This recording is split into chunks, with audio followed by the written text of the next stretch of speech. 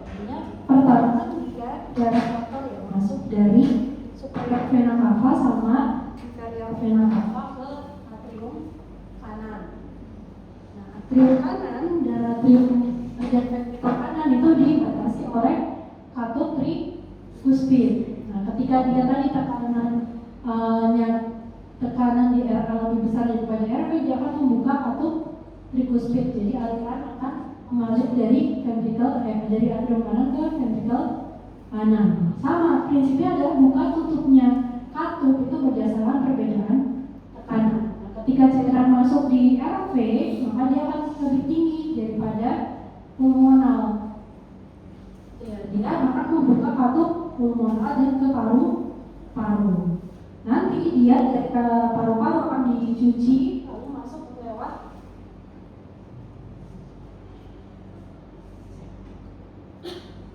vena pulmonalis ke atrium kiri, di mana atrium kiri dan ventrikel kiri dipisahkan oleh katut mitral. Katut mitral buka, dia akan ke LV. LV tekanan lebih tinggi daripada aorta, maka dia akan membuka katut aorta. Dia akan ke seluruh tubuh. Nah, bayangkan ketika ada gangguan di salah satu katut atau bahkan multiple katut tersebut. Apa aja? Ada intinya adalah dia ada dua, yaitu stenosis atau regurgitasi. Kalau stenosis itu dia nggak bisa buka sempurna, penyempitan, nggak bisa buka lebar. Ya, normalnya lebarnya segini, dia nggak bisa buka lebar. Stenosis penyempitan, otomatis dia keluarnya nggak bisa banyak, volumenya akan berkurang ke ruangan selanjutnya. Volume yang di ruangan itu akan banyak sisanya. Ya.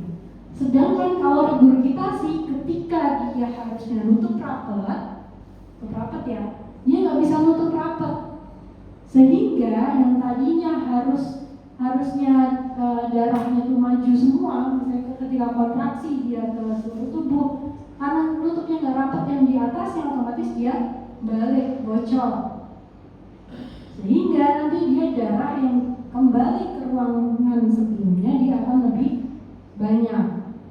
Itu yang prinsipnya. Dia semua empat katut tadi bisa terjadi stenosis, dia harusnya membuka tapi bukanya nggak lebar, atau regurgitasi harusnya dia saat nutup malah nutupnya nggak rapat, bocor.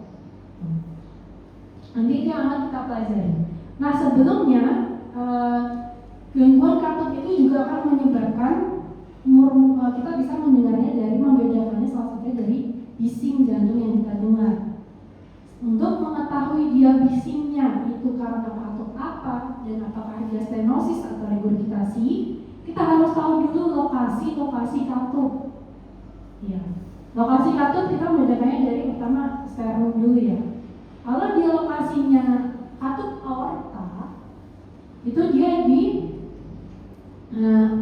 SIC2 paraspinalis dextra, di atas kan dia aorta. Kalau dia katutnya pulmonal, maka dia ada di sini, yaitu SIC2 tapi paraspinalis yang sinistra. Area trikuspid ada di area SIC3 sampai 4 di paraspinalis sinistra. Areanya katut mitral ada di apex, yaitu di midclavicula di kurang lebih SIC4 SIC5 ya kalau dia nggak pembesaran. Nah, tadi teman-teman harus tahu. Tuh. Nah, teman-teman juga harus tahu tadi apakah murmurnya di mana dan terjadinya saat fase apa? Fase sistolik atau fase diastolik. Nanti kita bahas satu. Yang pertama akan kita bahas adalah kelainan dari katut mitral dulu. Mitral tadi ada dua, sama mitral stenosis atau mitral regurgitasi. Nah, kalau mitral stenosis berarti dia nggak bisa buka sempurna, dia kaku.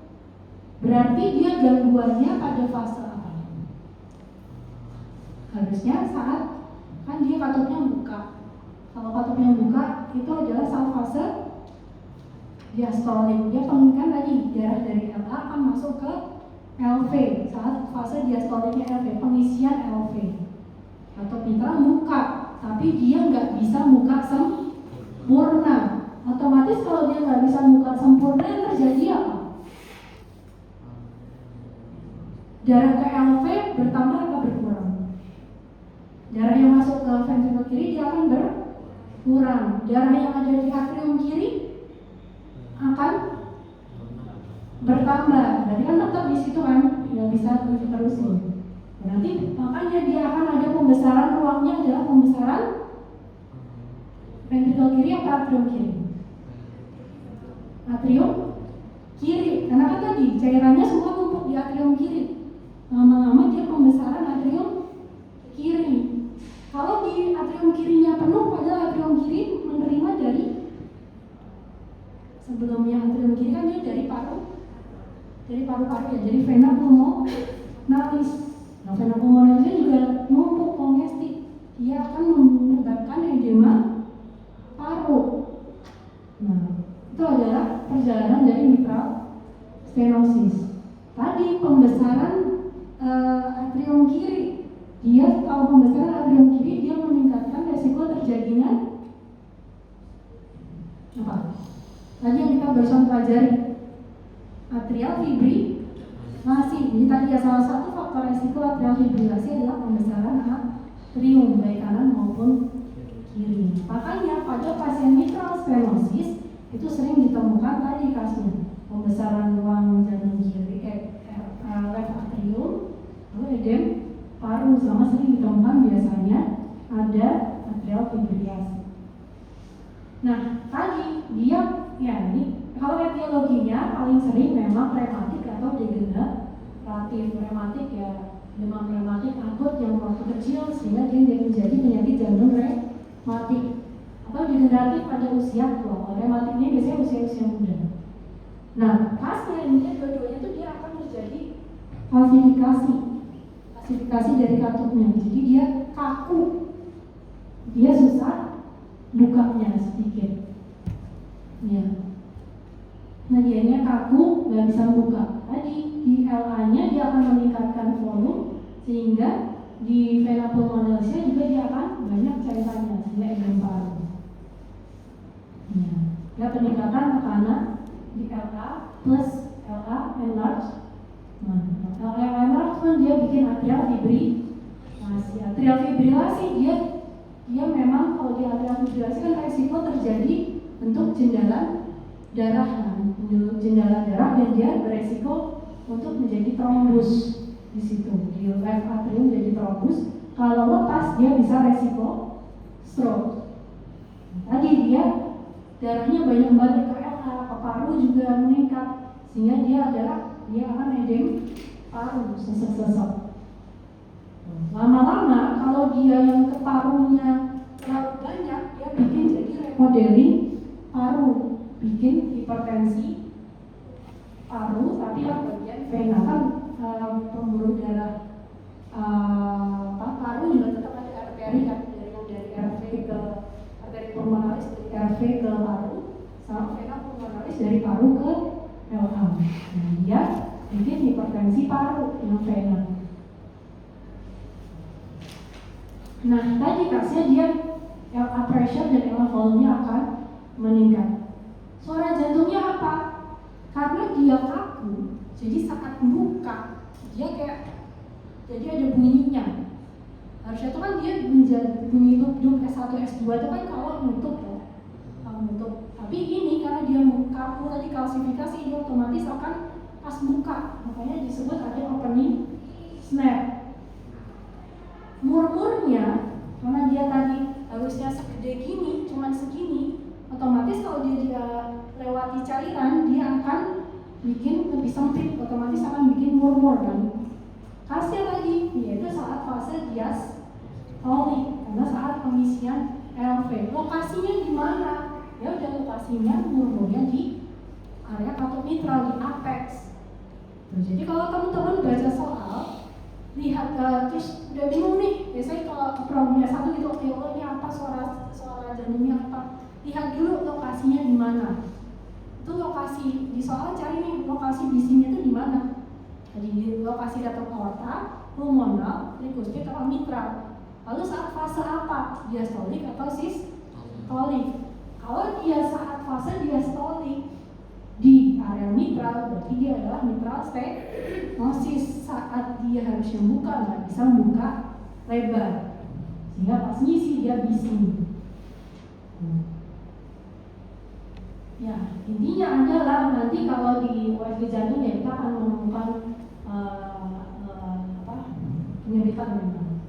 Nah, obatnya ya biasanya kita memang simptomatik. Tadi kan kelebihan cairan di paru, ya udah kita buang, kasih diuretik. Jangan sampai terjadi dia terlalu cepat detak jantungnya. Karena bayangin teman-teman, dia udah kan kita jantung tuh mengisi saat fase diastolik. Nah, kalau misalnya dia heart rate terlalu cepat, maka diastoliknya akan pendek, sehingga dia ngisinya juga akan makin sedikit-sedikit. Darah yang balik makin banyak, darah yang ke perifer makin sedikit, sehingga kita berikan heart rate control dengan beta blocker, digoxin, gitu. Jangan sampai tekanan heart rate-nya terlalu cepat.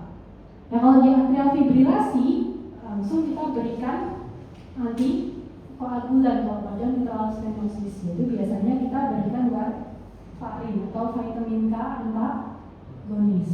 Nah, di atrial fibrilasi juga jangan sampai terlalu cepat atrial fibrilasinya, sehingga kita bisa berikan lagi heart rate control, beta blocker, kalau bisa CCB, tadi sama ya.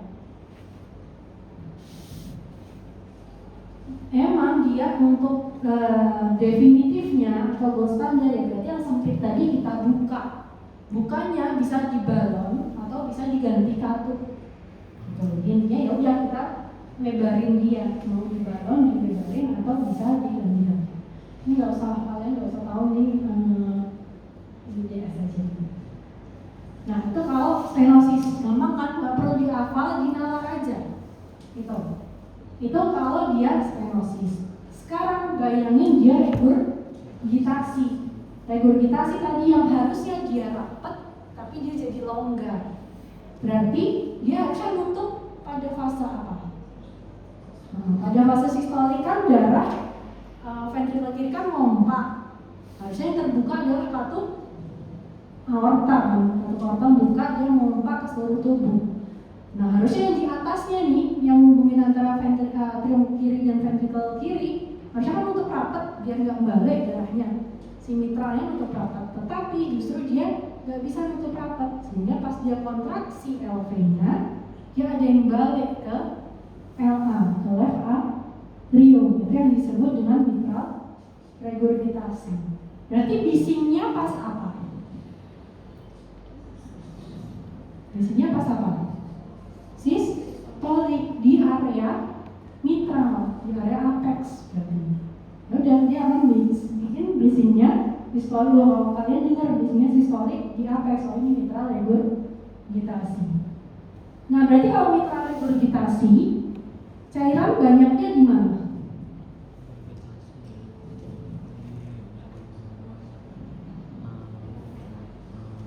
Atrium kiri apa ventrikel kiri?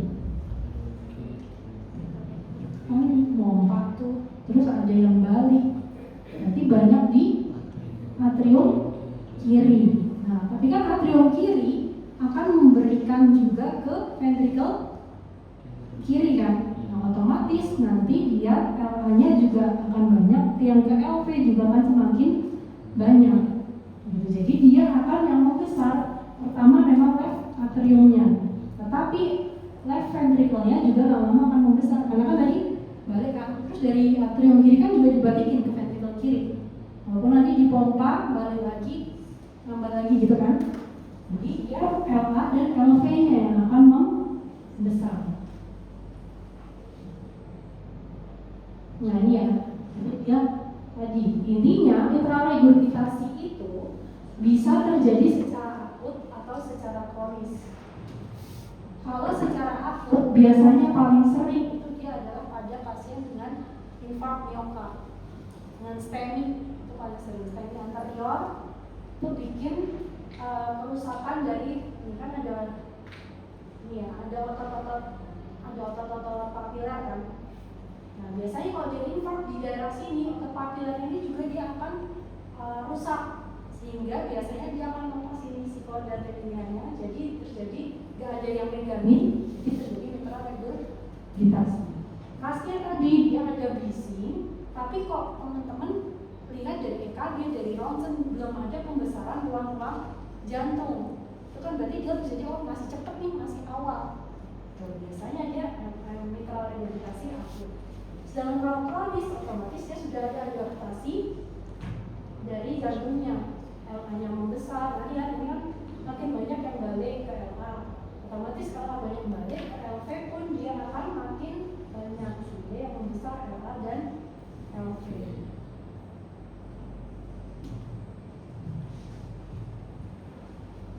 Ya ini tadi lihat murmurnya adalah holosystolik atau sepanjang sistolik.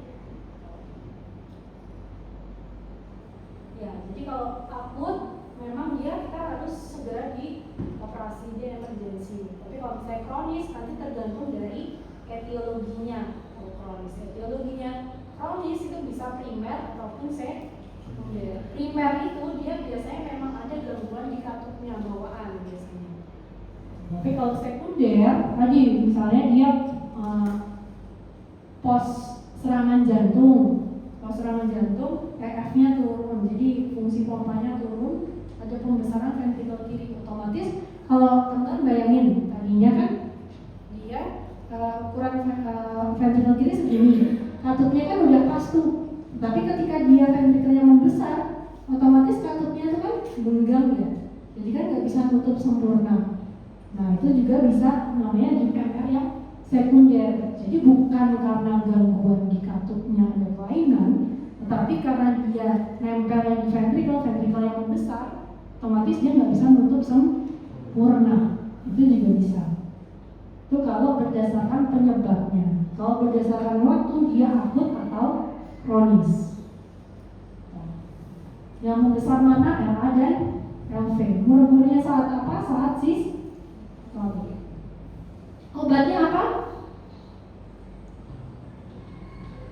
Obatnya ya otomatis kan dia KLA-nya juga naik, KLA-nya juga banyak, berarti kan dia akan menyebabkan edem paru juga, parunya juga akan banyak. Berarti tadi juga salah satunya adalah dengan rekogesti.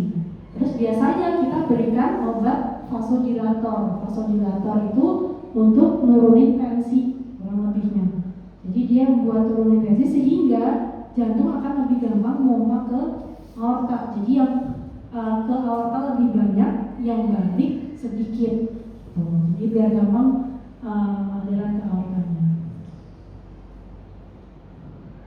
Ya ini nggak usah ini spesialistik. Ya, kalau dia medical terapi ya tadi prinsipnya diuretik.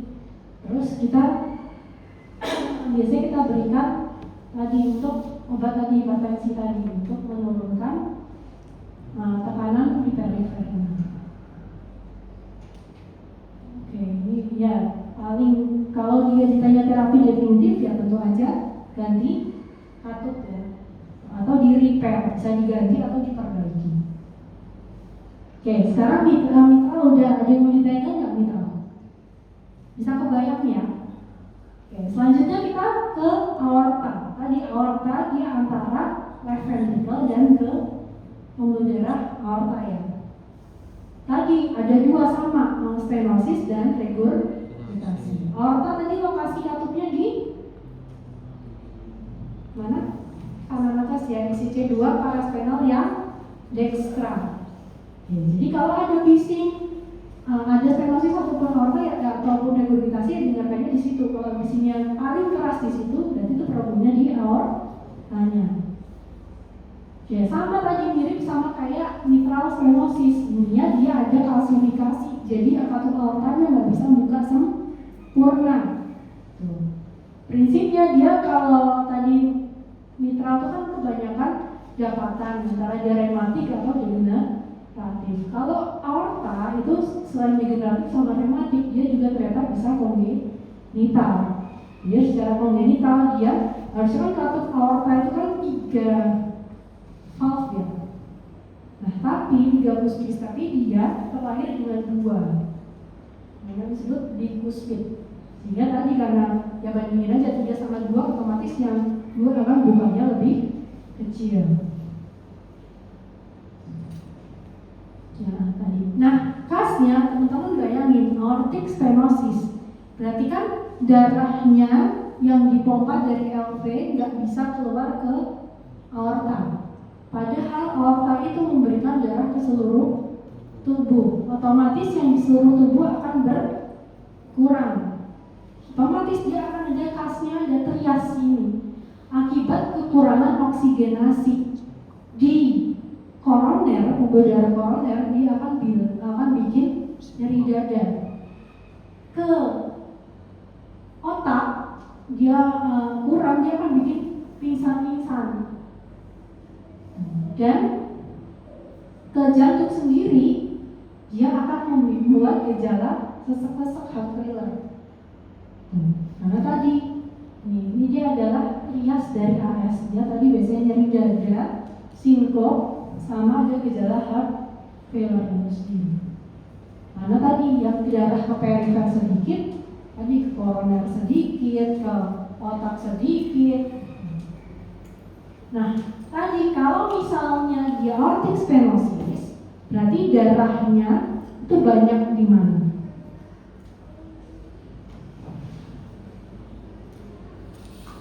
Atrium kiri atau ventricle kiri? Kan stenosis, dia saat mompa dia nggak bisa keluar, berarti banyaknya ada di ventricle kiri, nggak bisa keluar dari ventricle kiri ke aorta, ya kan? Otomatis darahnya banyak di situ. Nah, dia akan mengalami pembesaran dari ventricle kiri. Salah satunya dia, kalau ventricle kiri ini kan banyak ototnya. Nah, dia tuh akan berusaha, loh, kok ada hambatan ya, aku mau ngeluarin darah. Jadi aku berusaha sekencang-kencangnya kontraksi, gitu. Sehingga nanti dia akan selain membesar, dia juga akan ada penebalan. Jadi tebel dia. Left ventricle hypertrophy dan juga dilatasi. Kalau dilatasi itu kan dia melebar keluar. Kalau hypertrophy dia ototnya yang menebal. Pasnya dia ada LV hypertrophy, ototnya tebal karena dia berusaha, karena si LV ini kan ototnya banyak, dia berusaha lagi kencengin gitu. Lama-lama dia menebal.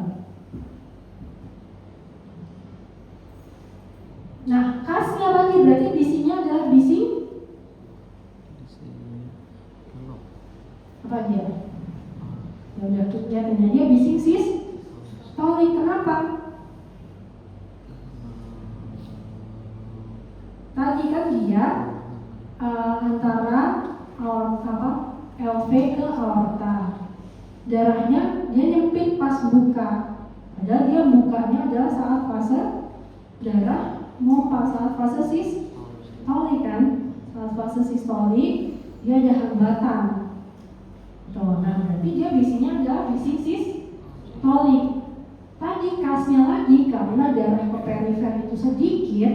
Nah, pulsasi yang kita rasakan di perifer akan melemah. Paling jelas atau khasnya adalah karotisnya, disebut dengan parvus retardus, dia lemah. Jadi dia melemah dan lambat. Jadi dia butuh waktu lebih lama untuk memenuhi denyutan di karotisnya.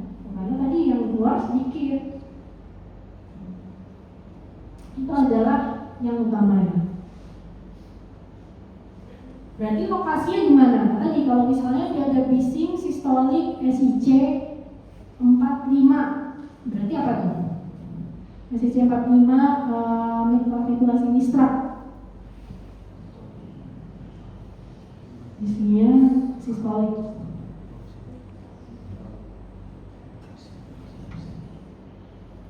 Tadi SIC 45 punyanya siapa? SIC 45 midclavicular sinistra. Apex itu punyanya siapa? Punyanya mitral, betul. Kalau sistolik berarti dia pas mau mompa, berarti dia regurgitasi apa stenosis? Regurgitasi. Oke. Kalau misalnya tadi dia sistolik tapi SIC 2 paraspiral kanan, sistolik berarti pas mompa, berarti yang keluar, berarti yang aorta stenosis. Itu tadi ya, kalau lihat fasenya apa dan di mana lokasinya.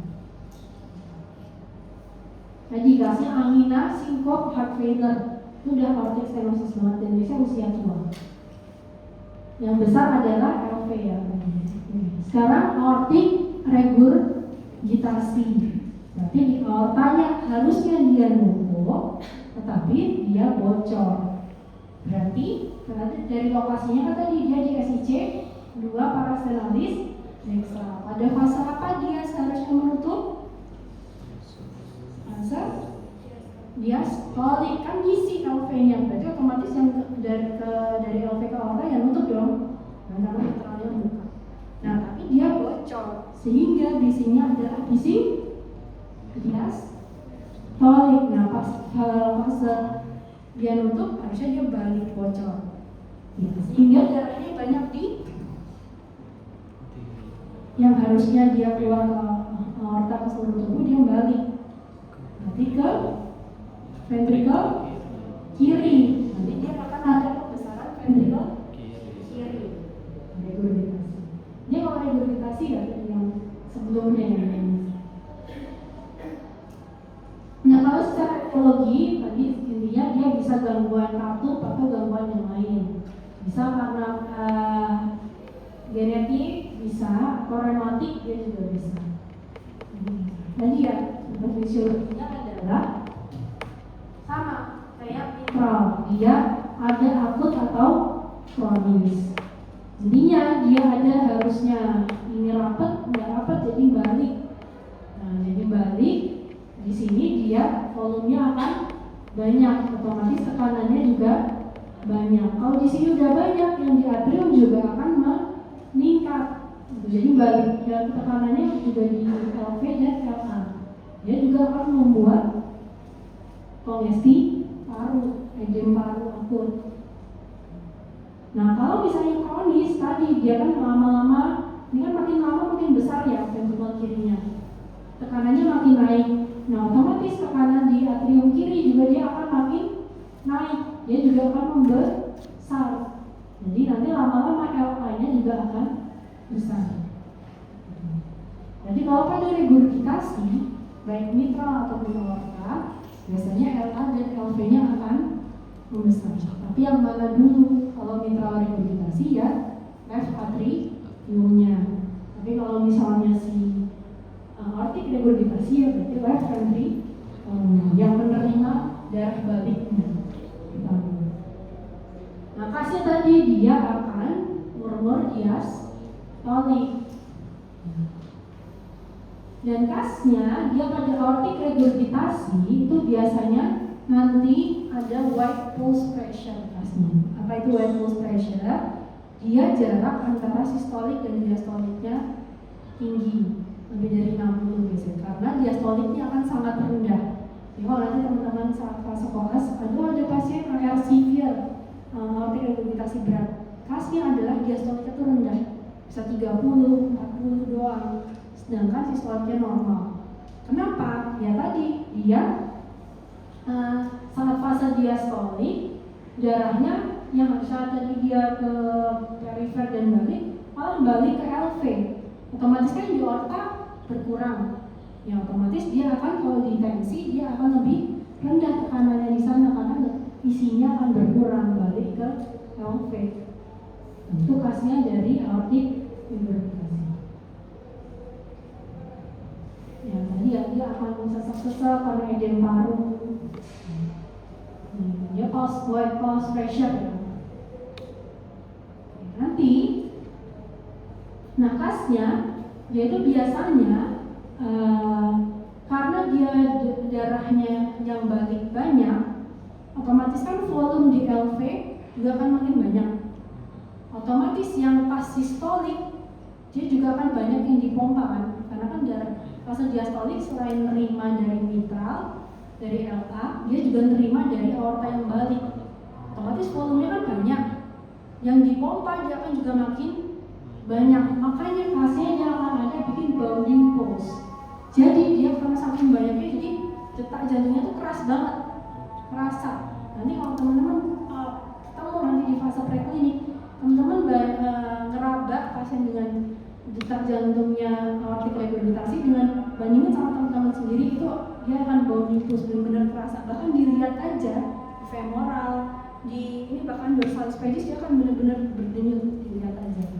Tadi karena banyak, semakin berat regurgitasinya, semakin berat, semakin buka, nanti kan dia makin banyak volume yang balik ke LV, makin banyak yang dipompa, nah itu makin baunya mengkasih. Jadi bisingnya bone impulse sama white pulse pressure itu aortic regurgitasi. Oke, udah 2 katup nih, udah jelas ya? Kebayang kan? Nggak usah diapalin, tapi dibayangin aja. Nah sekarang yang sebelah kanan, katup yang sebelah kanan ada tricuspid dan pulmonar. Kita bicara tentang tricuspid dulu. Nah tricuspidnya sama tadi, tricuspid kan di area SIC 3 sama 4, linea pares terminalis sinistra. Kalau stenosis dia mukanya kecil, mukanya kecil. Nah berarti tadi sebelumnya itu stenosis tricuspid ini memang jarang banget terjadi. Biasanya kalau dia ada stenosis tricuspid, biasanya ada di stenosis di katup lain, mitral dan sebagainya. Penyebabnya paling sering memang rematik. Jadi makanya dia biasanya multiple katup. Nah mirip sama mitral, kan dia fasenya sama ya. Jadi kan dia harusnya pas membuka, dia nggak bisa buka sempurna. Nanti pas pengisian, nanti pas diastolik. Nah tapi dia lokasinya, makanya teman-teman kalau lihat kalau dari soal lokasi dia bisingnya di mana itu penting. Nah itu akan menjadi clue untuk katup apa yang bermasalah. Jadi diastolik murmur tadi dia daerah SIC 3-4 pares terminalis sinistra. Khasnya dia saat inspirasi bisingnya akan makin jelas. Kenapa? Karena saat inspirasi kita tarik nafas, darah yang kembali ke atrium kanan dia akan makin banyak. Otomatis dia yang otomatis dia akan berusaha mengeluarinya itu kan lebih banyak ya, melewatin dari katup tricuspid ke ventricular. Tapi kan banyak yang tertahan di situ. Nah dia biasanya bisingnya akan makin keras. Ya.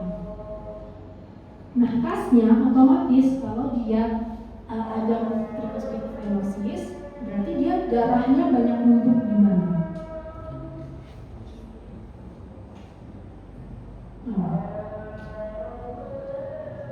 Tricuspid kan sebelah kanan. Spesies dia akan darahnya banyak numpuk di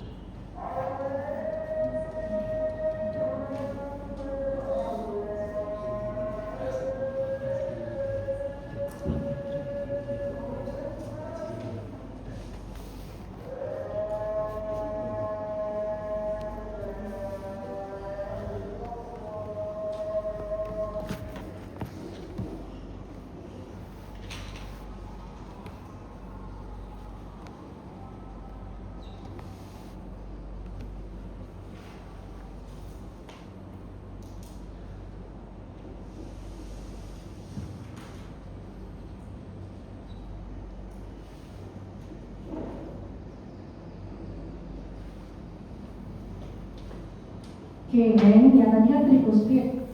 Tricuspidnya dia nggak bisa buka, berarti darahnya akan numpuk di right atrium. Padahal right atrium ini menerima darah dari seluruh tubuh. Otomatis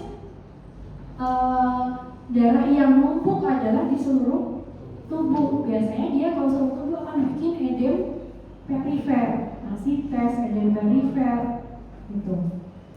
Bedanya kalau mitral stenosis dia kan numpuknya di LA, dari LA ke paru kan.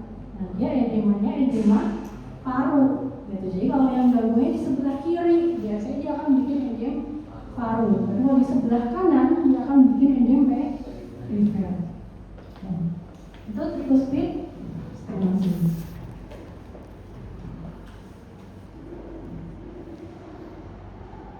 Kalau tricuspid regurgitasi, itu yang besar RA ya, tapi superior. Kalau tricuspid regurgitasi, tadi dia berarti fasenya adalah fase apa? Dia harusnya nutup, tapi bocor. Berarti fase sistolik. Berarti kan di saat pompa dia malah balik. Nah, ada regurgitasi. Nah, berarti yang besar yang berarti cairannya banyak di RA banyak, berarti yang masuk ke RV dia kan pengisian nggak ada masalah kok, nggak ada stenosis, berarti ngisi semua tuh bisa, berarti otomatis nanti RV-nya juga akan membesar. Nah, nanti darah yang ke paru-paru juga akan banyak, nanti dia lama-lama juga akan bikin hipertensi paru juga bisa. Berarti bisingnya bising apa? Sistolik, tapi di mana tadi ya SIC34 ini ya paraskenalis di khasnya tadi pokoknya kalau punya tricuspid dia akan menguat dengan inspirasi, bisingnya makin keras saat inspirasi. Itu khasnya mau stenosis ataupun regurgitasi. Oke, yang terakhir kita bahas itu juga jarang. Biasanya tricuspid regurgitasi itu lebih sekunder penyebabnya karena ada kausal lain. Oke, sekarang yang terakhir adalah pulmonal. Tadi sama kayak aortik, dia fasenya sama. Kalau dia stenosis, berarti dia nyempit. Berarti pada fase apa dia? Dia darah dari RV ke PA itu mengalir saat fase mompa kan, berarti fase sistolik kan. Ini kontraksi itu fase sistolik. Dia darah akan masuk dari RV ke PA. Kalau dia ada stenosis di situ, ya udah dia akan fase sistolik akan ada bising. Bisingnya pulmonal di mana? Di kalau kanan kan banyak aorta. Yang di atas tapi di kiri ya. Di aorta pulmonal. Jadi dia akan di SIC2 tapi linea paraskenalis yang sinistra saat fase sistolik. Yang membesar yang mana? Ruangan yang membesar adalah yang ventrikel kanan apa atrium kanan?